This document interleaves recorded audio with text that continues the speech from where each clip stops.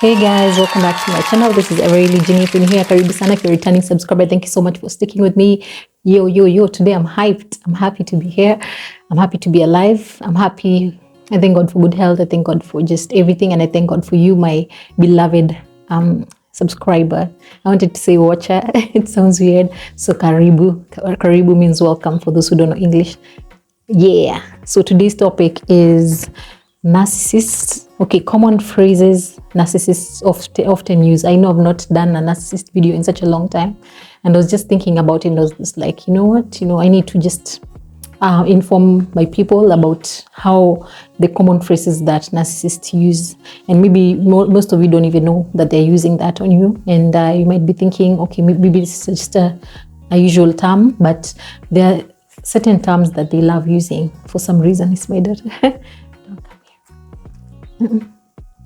So number one, I'm not perfect. They usually say I'm not perfect. So you find them just saying, I'm not perfect. When you correct them or when you tell them, I don't like it. Maybe you didn't call me yesterday, probably. Or let's say, let me give you an example. There's one assist I dealt with that, that I would kind of like, okay, what usually happened? I don't know what happened exactly. But a lot of times, let's say I would try and call him, and maybe we were having a conversation probably on the phone, and then maybe he gets distracted. He just goes, he doesn't even say, okay, just a minute. And when he comes back, he just continues speaking, just like usual, like without even apologizing, like, I'm sorry, I had to deal with something, then I had to come back. So that was kind of a thing that I didn't like. And so when I brought it up, he was like, I'm not perfect. I'm not perfect. And they say that a lot because they do so many bad things. It's, of course, we get like people are not perfect, but them, they use it so much in order to get away with everything. And that's why you see people stay in narcissistic relationships for years, because they've been making excuses for this person because they're not perfect, they're not perfect. And then one thing with narcissists is that they will do something and then counter it, maybe by buying you gifts or things that you like. If you love chocolate, they'll buy you 1,000,000 chocolates just to make it up to you. So you'll end up feeling confused, like, but he did this, he said this, but no, he did this. So you'll always be like so confused before you know that this person is truly narcissistic and they're not treating you the best way they should. So they always use this phrase, I'm not perfect, even if they're consciously like, no, I'm not perfect, imagine. So it's very, very common for them to use that phrase, and they get away with a lot of things because of using this phrase. Then the other point is also, they tell you that you're too sensitive, especially if you're an empath, and probably, most of the time you'll be so triggered as an empath because they'll do so many things to hurt you. They're not empathetic, they're hurting your feelings a lot, they're saying things that are hurting you. Every time you're like, oh my God, you just say this, you say this, probably, let's say someone is so harsh, tells you like, oh my God, like they kind of like pinpointing all your weaknesses, and making you look like, you're not worthy, and you're not even, like you're not, I don't know how to put it. It's like you're not, it's like you're just like less than, it's like you're not in their level. They kind of like bringing you down. So whenever you're like, no, I didn't like it, you'll feel bad, and you'll tell them, I didn't like what you said, I don't like the way you treated me. They'll be like, no, you're too sensitive, you're so sensitive, they'll try and make you feel like that. And then the funny thing is that, especially if you're an empath and you've been told that a lot, so it kind of gets to you and you're like, oh, I'm too sensitive. So you'll accept so much before you even come out of that. You'll have accepted so much ill treatment, you'll have accepted so much disrespect from people, in the name that you're too sensitive. So they love using that a lot, and often get away with just hurting you over and over and over again because you're too sensitive.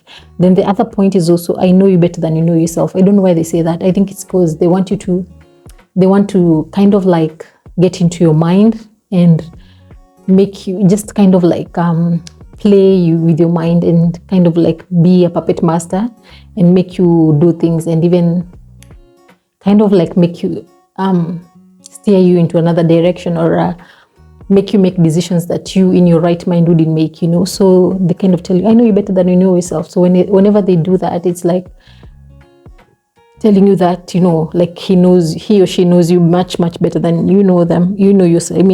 than even you know yourself. So you end up kind of also listening to them a lot, and they want to do that to you. They want to be like, they're the person that you run to every time, you know, you have a problem. Every time that you need something, you just run to them. So it's kind of like they gain control over your life whenever they tell you that I know you better than you know yourself. Then the other point is also, why are you putting a gun on my head? You know, why are you putting a gun on my head? This happens especially when, let me give a practical example. So this narcissist that's also dealt with, I can't say we dated, we never dated. It's like I was getting to know him, and then so in that process I just discovered, no, this guy's a narcissist. So, and you would actually tell me we were friends, but you would go for it. So I don't even know that was just weird. So so now, because I had got feelings, and I was asking him, like, because he didn't introduce me to his colleagues, he was inviting me to like his family's outings and gatherings. I'd met his best friend. Like, it was just a weird situation. So yeah, so now when I'd ask him, like, what are we doing? Like, are we friends? Like, what are we, like, I don't understand what this is, what is going on, you know? So he'd be like, no, why are you putting a gun on my head? So they don't like commitment most of the time. They like just having you confused, and so that they can get away with a lot, and maybe end up even dating so many people at once. So they never really want to commit, you know. So they'll always say, oh, why are you putting a gun on my head? Yeah. And the other point is also, no one else will ever love you. So they'll make you feel like, you know, that they're the everything, like you'll never find in a person. Like, without them you can't exist. It's like, without them you're nothing. So they'll tell you, you'll never find someone else like me. No one else will ever love you, because now, you know, they've already messed up with you, your self-esteem, they've messed up with your head. So you actually start to even believe, like, oh my God, I can't even meet someone else.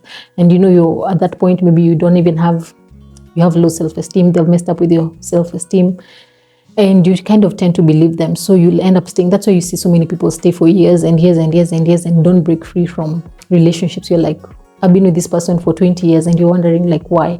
Because they have that hold on you, and they make you feel like you'll never ever find someone else. So you're like, let me just stay here because I don't think I'll find someone else. And it's the sad reality, you know.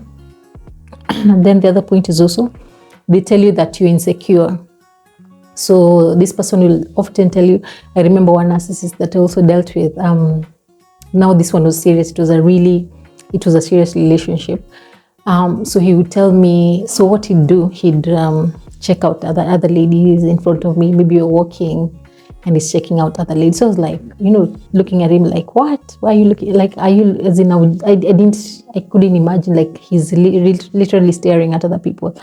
And whenever I asked him, he was like, no, you're insecure. I'm just looking. Like, when I have eyes, you know, I'm just looking at people. Generally, I'm looking at everyone. I'm looking at, but you know, like, I could see, like, he was looking at females a lot. Let me say women. Females sound funny. So yeah, and it was weird. He would say, now he'd tell me that I'm insecure. So sometimes I'd be like, oh, it's me. I think I'm just jealous, you know, I'm protective, you know, stuff like that. But when you really look at it, like, it's them who are bringing out that insecurity in you and making you insecure, you know. Then the other point is also, why does this all, the other question, the statement they say, why does this always happen to me? Especially, sorry about the noise, especially when they get caught, you know, maybe they get caught in a lie, or you find them out, like, you've already discovered that this person is narcissistic and the mask has slipped. So they'll be like, oh, why does this happen to me?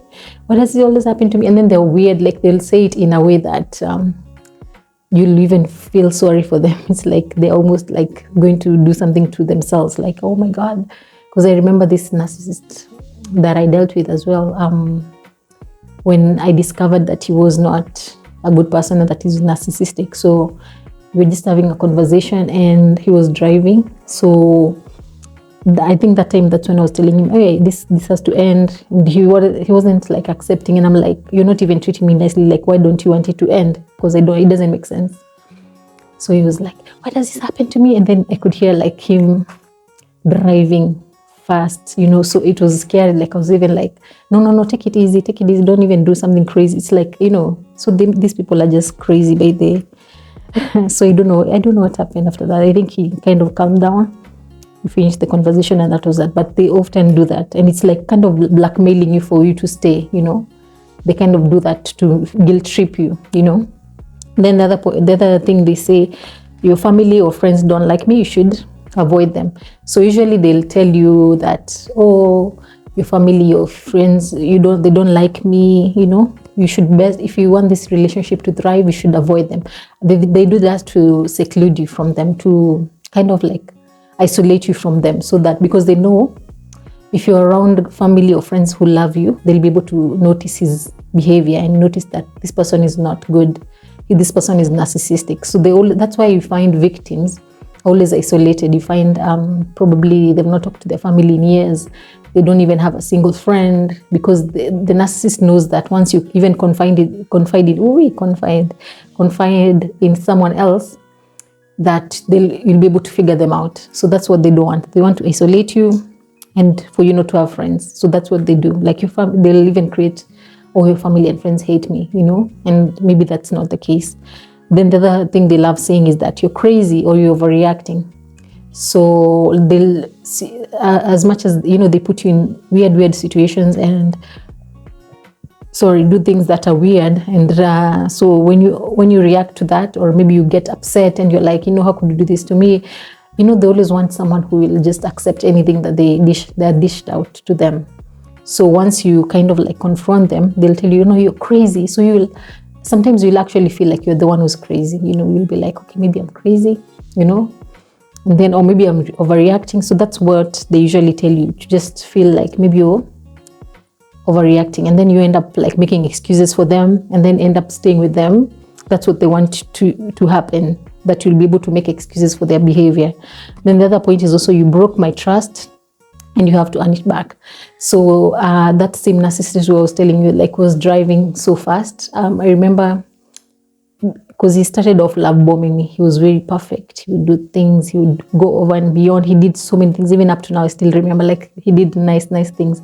So now that's love bombing. So now when I got to discover like his true nature, like, this is not a good person, he's a narcissist, it's like he twisted it and made it seem like I'm the one who had wronged him, and I'm the one who had caught him in a bad situation. Like,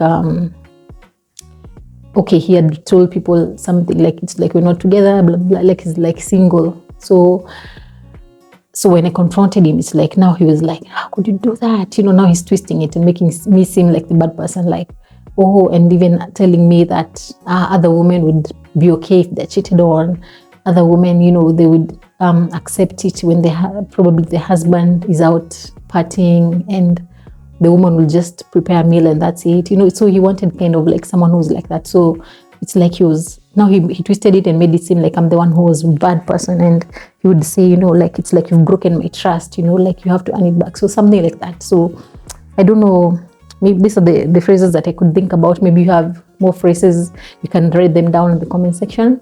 Yeah, so this was really interesting. So maybe you can even tell me on what I can speak on more on the comment section down below. So thank you so much for watching. It has been your girl, Everly Junior. Until next time, adios, not adios, adios.